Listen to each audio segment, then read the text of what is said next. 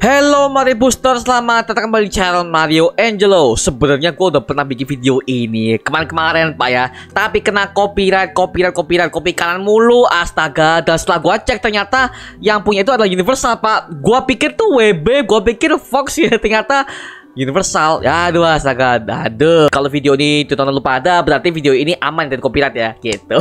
Tapi di video ini gua akan bahas mengenai Super Mario Bros. The Movie yang menjadi film adaptasi dari video game Nintendo yang dirilis pada tahun 2023 ini, yang menjadi film atau adaptasi game terbaik banget untuk semua kalangan, baik itu kalangan dewasa dan juga maupun kalangan bocil-bocil pak ya.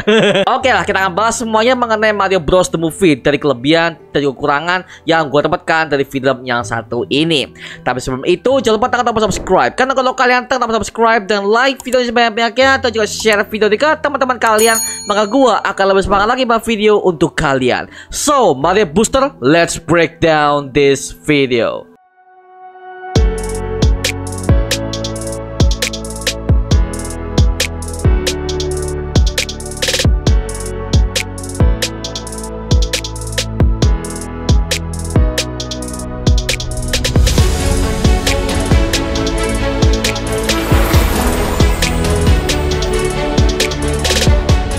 Sebelum kita mulai, gua mau memperkenalkan kepada kalian semua mengenai Sirius Alpha Course Lesson alias bimbingan belajar. Sirius Alpha ini sudah berdiri sejak tahun 1987 di kota Surabaya, dan mereka berpengalaman lebih dari 36 tahun dan telah berhasil mengentaskan ribuan alumni menjadi generasi bangsa yang mapan, disiplin, dan juga berprestasi. Visi yang terus membimbing, mencerdaskan, dan memajukan prestasi putra-putri Anda dari tingkat SD, SMP, SMA, bahkan perguruan tinggi dalam pembimbingan belajar sistem offline dan juga online. Juga membantu penyelesaian tugas-tugas sekolah maupun tugas-tugas perkuliahan putra-putri Anda. Tugas tersebut baik non-akademik dan juga akademik. Jadi tunggu apa lagi? Bergabung bersama di Sirius Alpha Course Lesson untuk memperoleh bebas biaya pendaftaran di bulan April hingga Juni tahun 2023. Hubungi semua kontak personnya ada di bawah ini.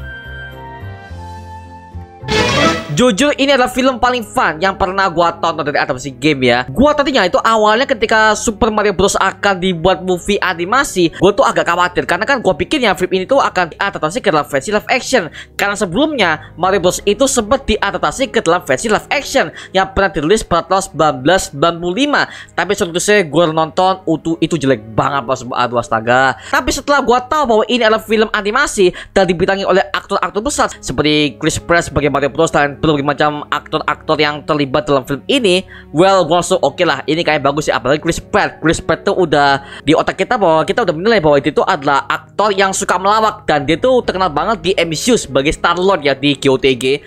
Dan di sini gue kalau ngeliat dia sebagai Mario Bros oke aja. Bahkan tuh sebelum filmnya tayang gue udah lihat trailernya, oke aja, masih bagus aja gitu loh. Dan gua kaget ternyata film ini diawasi langsung oleh pihak developernya, yaitu Nintendo sendiri. Akhirnya gua percaya bahwa film ini pasti bagus karena film ini tidak akan melenceng kemana-mana karena ini diawasi oleh developernya sendiri, yaitu Nintendo. Ternyata bener pak, setelah gua tonton filmnya, hasilnya bagus banget. Banyak banget adegan callback yang gua dapatkan ketika pertama kali nonton filmnya satu ini. Ditambah lagi saat gua nonton kemarin itu, tepatnya hari Minggu ya, banyak banget orang tua yang ngajak anak-anaknya pak. Dan itu literally satu studio bawaannya fun banget, mantap lah ya. Itu adalah movie cinema experience yang gua dapatkan terbaik setelah gua menonton film The Batman kemarin. Wah asik. Oke ya, kita akan mulai review mengenai film Super Mario Bros. The Movie. Dari apa yang gua suka dulu ya, kita akan mulai dari kelebihan dulu nih. Yang pertama, gaya penceritaan yang pelan-pelan. Semuanya diceritakan dari awal, perkenalan karakter yang begitu jelas, dan juga ada penjelasan setting tepatnya, bahkan juga dijelaskan semua karakter-karakter sampingan, serta nggak ada kesan terburu-buru dalam film ini, sehingga kita sebagai penonton di semua kalangan bisa menjadi enak lah kita bahwa dari awal sampai akhir semua dijelaskan dan nggak ada unsur terburu-buru sama sekali. Well, jadi kita sebagai penonton yang dewasa pun, penonton anak-anak pun bisa tetap enjoy lihat filmnya pak, seperti itu. Yang kedua, banyak Easter egg yang didapatkan. Ya, banyak banget adegan Easter egg dan juga fan service yang kita dapatkan di filmnya satu ini, terutama dengan lagu-lagunya yang diputar dari awal film, seperti misalnya ada intro lagu dari Mario Bros versi Nintendo juga diputar dengan lagu yang sama seperti versi game yang dulu. Lalu yang gua paling senang itu adalah ada scene ketika Mario Bros ini berusaha berlari di tengah kota dan angle kameranya itu dari samping, yang dimana kita sebagai penonton merasa seperti main video gamenya, padahal kita lagi nonton filmnya di sini. Itu loh, well, jadi kayak kita kayak setengah main game tapi kita nonton film, Pak. Itu yang gue rasakan. Ini the best banget sih. Apalagi adegan kesukaan gue itu ada di mana Mario Bros berlatih untuk melompati semua rintangan yang diberikan oleh Princess Peach agar dia bisa ikut dengannya untuk menyelamatkan Luigi dari sekapan Bowser. Itu epic parah sih, Pak. Ditambah lagi pas dia makan jamurnya itu, wow, ketika dia jadi besar tuh, oh my god, tuh auto teriak sih, Pak, ketika gua ngeliat. Anjir lah, super duper akurat game banget sih. Jadi kita sebagai generasi lama yang udah pernah merasakan Mario Bros dulu seperti apa di Nintendo ya, Nintendo nih zaman tahun 90-an. Waduh, ini gila sih. Jadi memang ya film ini menyediakan banyak sekali easter egg dan juga fan service untuk kita sebagai generasi pernah main gamenya.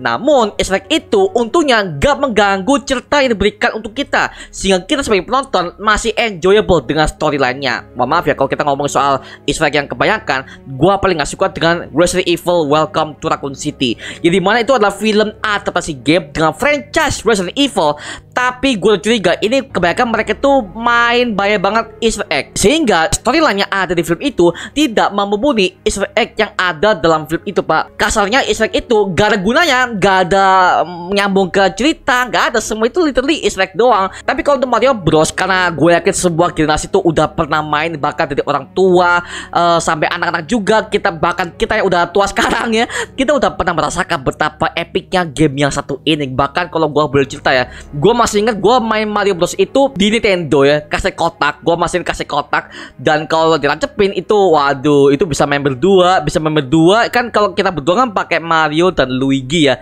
Gue kayak aneh ya kalau gue ngomongin diri gue sendiri. Tapi at least itu adalah permainan game yang bagus banget, dan semua kalangan, ibu gue itu semuanya main, semua om gue semuanya main ketika kita tuh ngumpul di keluarga ya, nonton TV tabung, nyalain Nintendo, nyalain. Wah, tua banget gua, bangke. Gitu. Oke, lanjut lah ya. Lalu ada karakter yang gua suka banget di film ini, yaitu Donkey Kong, yang dimana developernya bagus banget. Dari awal ketika dia bertemu dengan Mario Bros, ketika mereka bertarung, bahkan sampai mereka berdua berteman dan menjadi aliansi, itu literally bagus banget. Dan itu dieksekusi dengan baik oleh sang sutradara dan juga editornya. Itu gue suka banget, Pak. Bahkan gue paling suka ketika mereka itu lagi nyetir mobil. Itu versi Mario Kart-nya itu bagus banget, Pak. Dan mobil semuanya itu keren, kece, parah. Dan itu penempatannya tidak maksa. Itu yang gue suka sih. Wajib Donkey Kong bagus banget. Soalnya banyak banget easter egg dan juga fan service yang gue dapatkan di film Super Mario Bros. The Movie ini.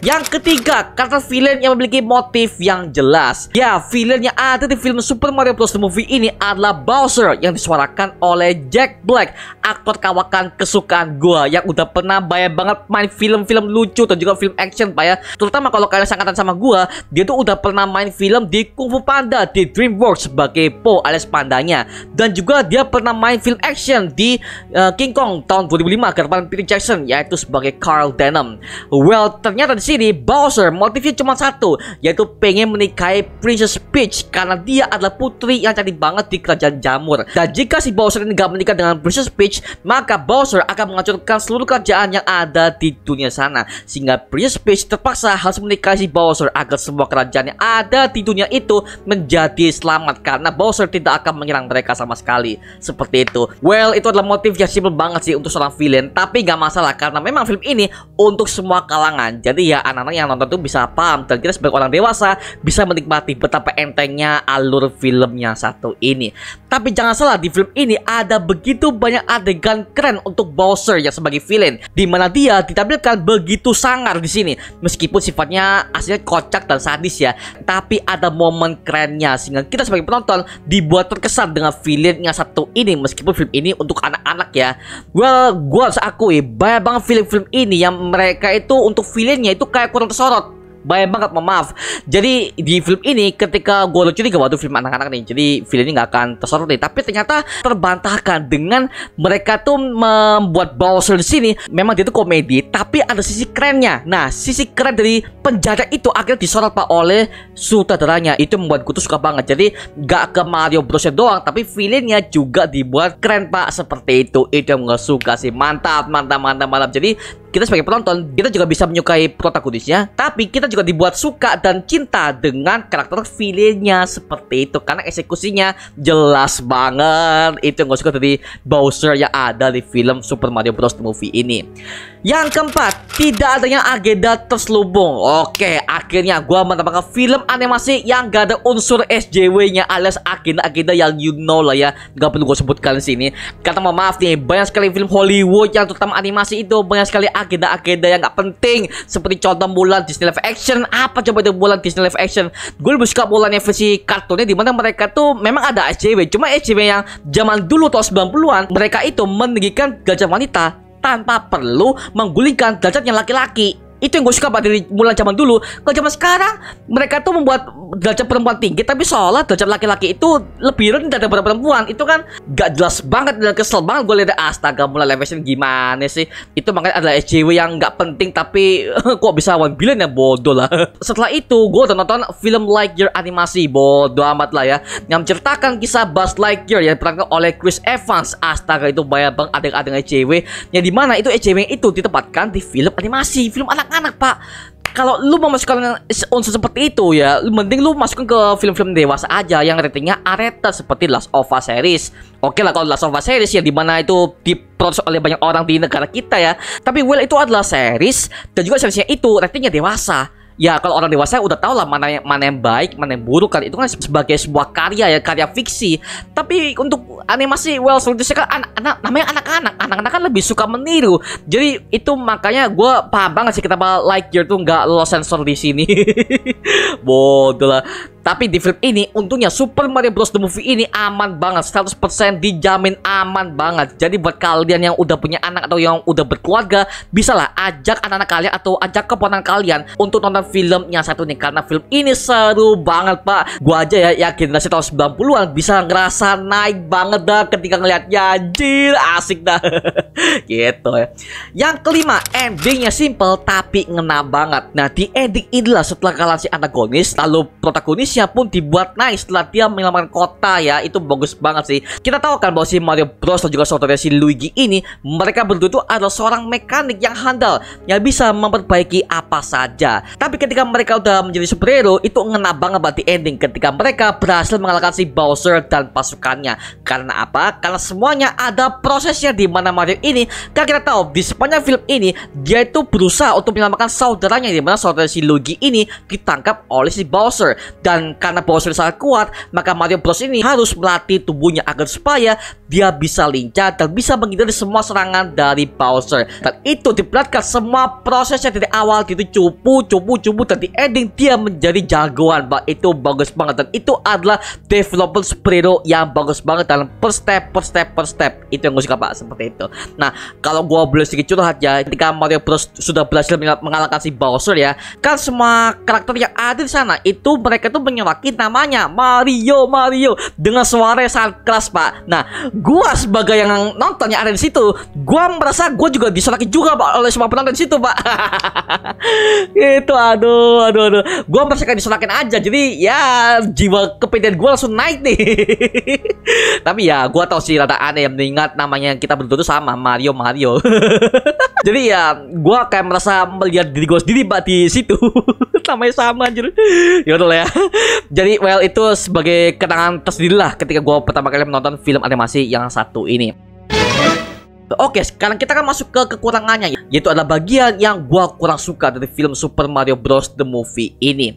Yang pertama, karakter Luigi ini seperti diremehkan oleh sang sutradara. Sayang banget mereka terlalu fokus kepada si Mario Bros aja. Padahal Luigi sebagai saudaranya itu juga bagus loh. Apalagi developernya, gua pikir dari awal tuh dia tuh udah setara dengan si Mario ini ya, karena mereka tuh saudaraan. Tapi sayangnya si Luigi ini cuma berakhir ketika dia diculik oleh si Bowser. Itu pun sampai di ending dia tiba-tiba jadi kuat lah, gak ada motifnya jadi kuat gitu loh ya. Cuma ngebantu saudara doang, tapi prosesnya itu nggak ada seperti si Mario ini, dimana si Luigi itu nggak ada scene ketika dia tuh memberontak lah, nggak ada, cuman pasrah aja ketika dia ditangkap oleh si Bowser lah, bodoh lah. Malah di ending ketika jadi superhero dan tiba-tiba OP, kayak maksa banget si Luigi. Dia sumpah itu yang gue rasakan. Kayak gue langsung lihat, waduh Luigi ini kok katanya agak sedikit kurang development, kurang gitu loh. Apakah jangan-jangan dia jadi sandra si Bowser sehingga kelamaan cuma pasar doang? Ya elah, nggak gitu dong. Ya makanya gue ngeliat ketika si Mario Bros berusaha keras segala macam menyelamatkan saudaranya, ya si Luigi nggak ditampilkan struggle-nya bagaimana, nggak ada. Simple aja, ya elah Luigi kok gitu sih. Makanya gue langsung ngomong, ini kayak mereka tuh terlalu fokus ke Mario Bros tapi tidak dengan si Luigi. Padahal mereka berdua itu selalu barengan di game Nintendo. Mereka tuh barengan terus loh, si Mario dan Luigi. Kalau kalian pakai player 2, kalian pasti akan otomatis terpilih sebagai playernya Luigi. Kalau player 1 kan Mario, tapi kalau player 2 itu ada Luigi. Itu mereka tuh barengan terus. Tapi kok di sini kayak seolah si Luigi ini kayak disampingkan gitu loh. Jadi gua nggak merasakan peduli dengan si Luigi yang satu ini. Meskipun ada scene flashback ketika mereka tuh kecil seperti apa, gua bodo amat. Luiginya di pas dewasanya gak guna anjir, astaga. Jadi ya agak sedikit kurang untuk Luiginya. Padahal gue suka banget dengan Luigi karena meskipun dia tuh kocak ya, tapi dia juga ada struggle sendiri pas sebagai saudara si Mario Bros ini. Kurang ya, yalah itu yang gue tangkap sih, agak sedikit kurang untuk Luigi-nya seperti itu ya. Yang kedua, kerajaan Kong itu berasa kecil dan juga sempit. Kita tahu di film ini ada adegan di mana Mario Bros dan Princess Peach itu meminta bantuan kepada kerajaan kera atau Kong Kingdom untuk merekrut semua pasukannya agar mereka bisa mengalahkan ancaman Bowser yang makin hari makin berbahaya.